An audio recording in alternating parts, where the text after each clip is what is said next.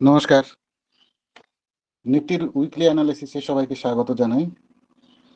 আমরা যদি উইকলি চার্টটা খুব ভালো করে খেয়াল করে দেখি, তাহলে দেখব এখানে পরপর 4টে উইক আমাদের চলে গিয়েছে এই একটা রেঞ্জের মধ্যে। কিন্তু প্রত্যেকটা ক্যান্ডেলের যে লো, সেগুলো প্রায় একই জায়গায় দাঁড়িয়ে আছে। হাইগুলো ধীরে ধীরে ধীরে ধীরে উপরে উঠছে।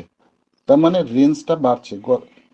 এই 15ই জুন এই সপ্তাহটার যে রেঞ্জটা ছিল, তার পরের সপ্তাহে একটু বড় হয়েছে, তারপরের সপ্তাহে আরেকটু বড়, গত সপ্তাহে রেঞ্জটা সব, মানে রেঞ্জটা বাড়ছে, অথচ মার্কেট কোনো দিকে যাচ্ছে না, আর লোগুলো প্রায় একই জায়গায়। এখন এই যে গ্যাপটা আছে, এই গ্যাপটাই হচ্ছে মেন সাপোর্টের কাজ করছে। আর উপরে আমাদের এই যে 24,600 যে লেভেলটা আছে, এটাই প্রধান রেজিস্ট্যান্স হিসেবে কাজ করছে। তাহলে এখানে সবচাইতে ভালো মুভ আমরা পাবো এই রেজিস্ট্যান্টের উপরে এবং এই গ্যাপের নিচে। এই দুই জায়গাতে আমরা খুব ভালো মুভ পেতে পারি। তাছাড়া হতে পারে কি, মার্কেট এখানে এরকম কনসলিডেট করতে পারে।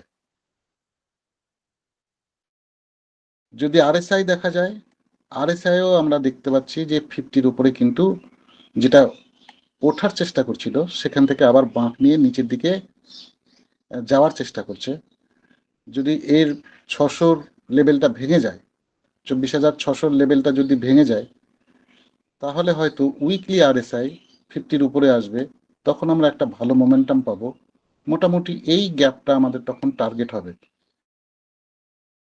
সেই গ্যাপটা কত আছে? মোটামুটি 25,000 থেকে 25,100 পর্যন্ত। ডেলিতে দেখা যাক, ডেলিতে কি করেছে। ডেলিতে সেম রেঞ্জে আছে, কিন্তু এখানে উপর থেকে একটা ভালো সাপ্লাই এসেছিল, যেটা ওই গ্যাপের এখানেই সাপোর্ট নিয়ে আবার একটা পুলব্যাকের চেষ্টা করছে। বর্তমানে ডেলিতে এই সাপ্লাই ক্যান্ডেলের হাই এবং এআইসি স্পিনিং টপের যে লো, এই জায়গাটা আমাদের কাছে একটা সাপ্লাই জোন হতে পারে বা বাধার সৃষ্টি করে রেজিস্ট্যান্ট হতে পারে। এখানে প্রাইস যদি এখানে কোনো রকমভাবে নেগেটিভ কিছু তৈরি করে, তাহলে কিন্তু আমরা এখান থেকে সেলের অপশানে যেতে পারি।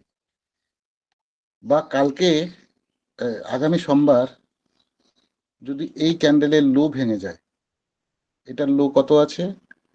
24,120, অর্থাৎ 24,100-র নিচে কিন্তু আবার সেল অফ শুরু হতে পারে, যেটার ফার্স্ট টার্গেট হয়ে যাবে আমাদের 23,800-র কাছাকাছি।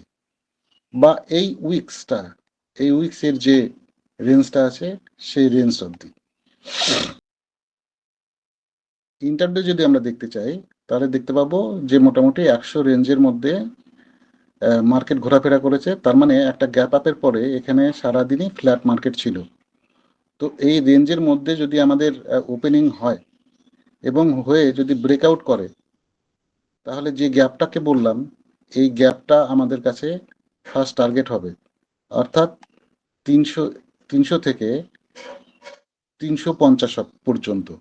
350-এর পরে যদি মার্কেট সাস্টেন করে, তাহলে আমরা 420 এবং 470 পর্যন্ত যেতে পারি।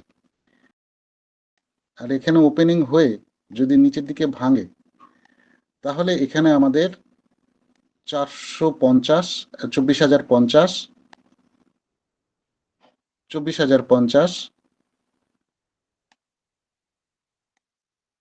আর 24,925 এই জায়গা পর্যন্ত মার্কেট চলে আসতে পারে। এর নিচে যদি মার্কেট চলে আসে, তখন আমরা এই গ্যাপের যে ফার্স্ট ব্যান্ডটা আছে, অর্থাৎ এই যে লো যেটা করেছিল, এই লোকে আবার কিন্তু রিটেস্ট করতে আসতে পারি। যদি খুব বড় গ্যাপ ডাউন হয়, তাহলে আমরা কি করব? যদি খুব বড় গ্যাপ ডাউন হয়, তাহলে এইসব জায়গাতে যদি গ্যাপ ডাউন হয়, তাহলে এখানে আমরা একটা পজিটিভ প্যাটার্ন দেখব। যদি পজিটিভ প্যাটার্ন পাই তাহলে আমরা বাইং এর দিকে যাব, অথবা 30 মিনিটের রেঞ্জ দেখব, সেই রেঞ্জের ব্রেকআউট বা ব্রেকডাউনে আমরা ট্রেড করতে পারি।